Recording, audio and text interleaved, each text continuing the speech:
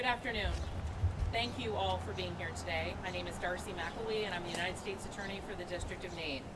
I am joined here today by Saco Police Chief Jack Clements and federal law enforcement partners, whom I will introduce momentarily, to provide an update on the joint investigation that the Saco Police Department has been undertaking with the FBI's Southern Maine Gang Task Force regarding the midday shooting that occurred on February 9, 2024. As was previously reported, a shooting from one vehicle into another, from which 3 suspects fled, caused a series of events involving a school bus with Old Orchard Beach students aboard, a lockdown of nearby Thornton Academy, and a shelter in place for the town of Saco.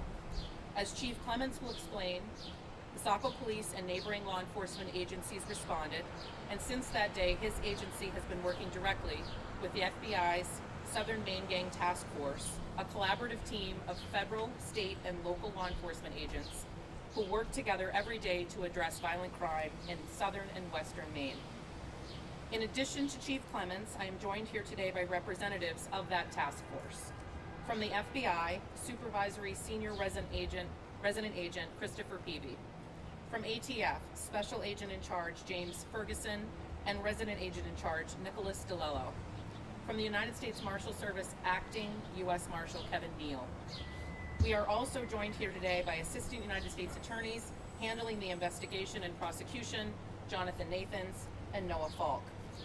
We are here all together today to announce that yesterday morning, a federal grand jury sitting in Maine returned an indictment against the 3 individuals who allegedly fled from the shooting vehicle. Joshua Estrada, age 19, and Giancarlos Abrante, age 20, and Jason Johnson Rivera, age 18, all of New Bedford, Massachusetts, have been indicted on federal felony charges of conspiring to distribute and possess with intent to distribute cocaine and perpetrating a drive-by shooting. Specifically, the grand jury indictment alleges that in furtherance of a major drug offense and with the intent to intimidate, harass, injure, and maim, these 3 men fired at least 5 rounds from a 9mm handgun at their adversaries in the drug trade in Saco and Biddeford, causing grave risk to human life. A few moments ago, in the federal courthouse behind us, Mr. Estrada, the first of the alleged shooters to appear on these charges in Maine, was arraigned and pleaded not guilty. He was ordered detained, pending a detention hearing scheduled for Tuesday. The other 2 men charged, Mr. Abrante and Mr. Johnson Rivera, will appear in Maine and be arraigned next week. They both remain detained in state custody in Massachusetts on unrelated charges. While an indictment is merely an accusation, and the 3 men charged are presumed innocent until proven guilty in a court of law, we hope these charges bring a sense of peace to the community of Saco and the surrounding area. We also hope it demonstrates the collective strength of Maine's law enforcement community. I commend the Saco Police Department and those from the neighboring communities who responded to this incident, which had a substantial impact on the town and the school communities involved. This joint federal and local investigation reflects that if you come to Maine and engage in violence, particularly firearm violence, there will be a swift and coordinated response from every level of law enforcement. Agent Clements will now make some remarks. Good afternoon. My name is Jack Clements. I'm the Chief of Police for the City of Saco, Maine. As the U.S. Attorney stated, we did have a drive-by shooting on February 9th. For those folks that live in Saco, this occurred on Elm Street, which is one of the busiest streets within our city. Brazen violent crime of this magnitude is not something the City of Saco is accustomed to. But when it happens, Maine law enforcement responds. I want to thank not only our direct neighboring agencies, but also the Maine State Police, our federal law enforcement partners, and the municipal and county law enforcement agencies from across York and Cumberland counties that responded to assist us. Finally, I would like to personally thank my detectives for their tireless work, as well as the entire team assigned to the FBI's Southern Maine Gang Task Force, as well as the United States Attorney's Office, for all of their tireless efforts in bringing this case to where it is today. Now I'd like to turn it over to Supervisory Special Agent Peavy.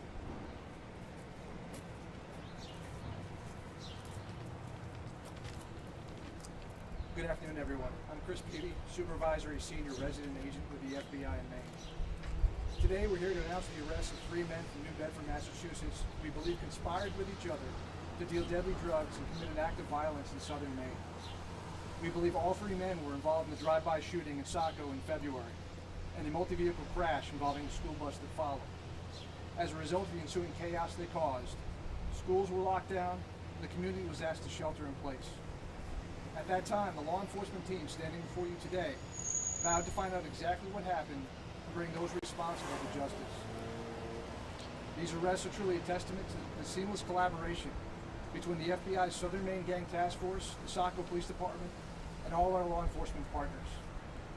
The FBI's role here was to support the Saco Police Department, to provide whatever assistance and resources we could.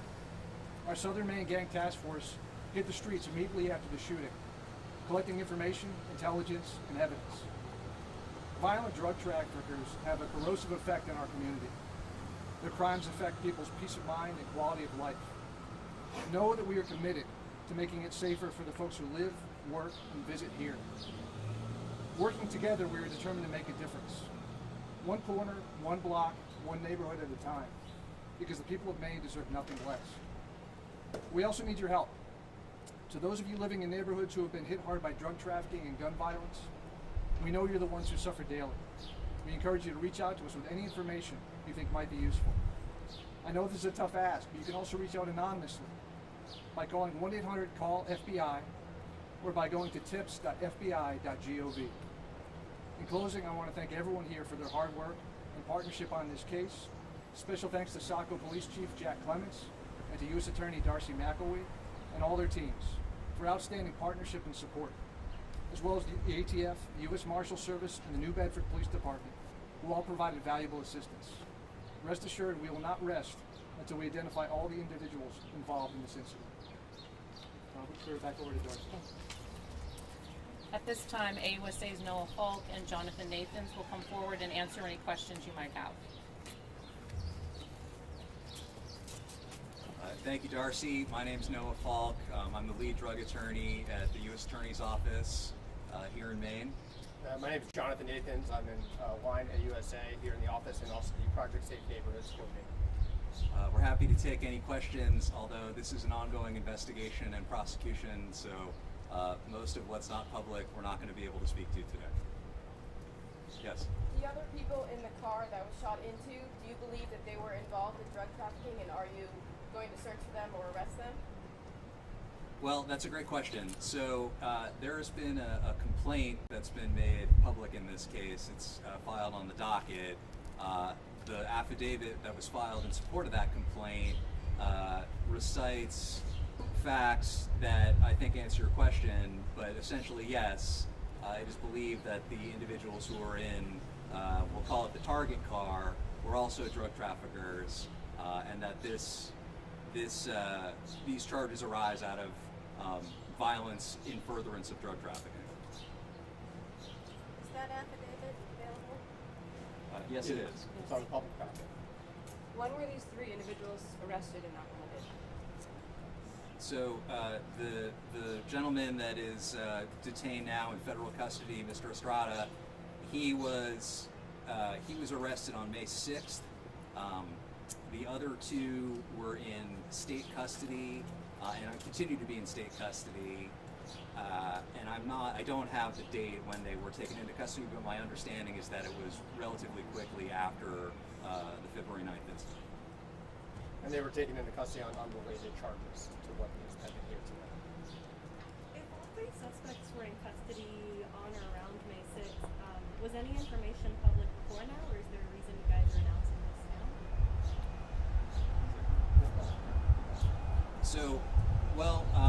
So how this goes, right, is that when the federal law enforcement is conducting an investigation, we really keep everything completely buttoned up because we need to safeguard the integrity of that investigation, and especially in something like this that involves allegedly violent individuals, we really have to take everybody's safety into account, and it's because of those concerns that we don't really announce the progress of our investigation until there's a step that's made public, in which case we provide all the information that we can. So the arraignment today was the first time that something public has happened. Everything's sealed up until then? Well, okay. Well, I would say, just to sort of build off what Noah was saying, the complaint was originally filed. That was filed under seal until Mr. Estrada was subsequently arrested. His portion of the complaint was then unsealed, and then he was taken into federal custody. So it was sealed with an arrest warrant pending his arrest, and then subsequent to that, it was unsealed after that, and is available for public view now. Today was the first time that any of the defendants have appeared in court in Maine. Okay, but the information, the records were public before today. Yeah, that's correct. The complaint was public. The complaint affidavit was made public on the day of Mr. Estrada's arrest, which was May 6th. In Massachusetts. Can you talk about who was in the other car and whether you were looking for them and can you identify them? We can't comment on that right now. Do you have any idea? I know you said you were working to apprehend more people that were involved. Do you have any idea the size of this, of what happened? How many people are involved? We have an idea, but we're not able to share that information at this time.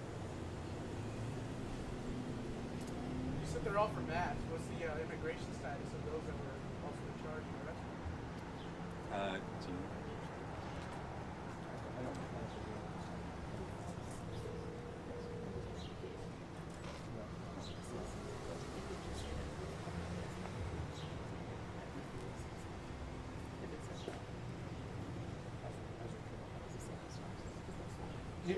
So there's a synopsis filed with the indictment for all of the three defendants. At this time, it's believed that they're all U.S. citizens, and we have no other information provided at this time. Any other questions?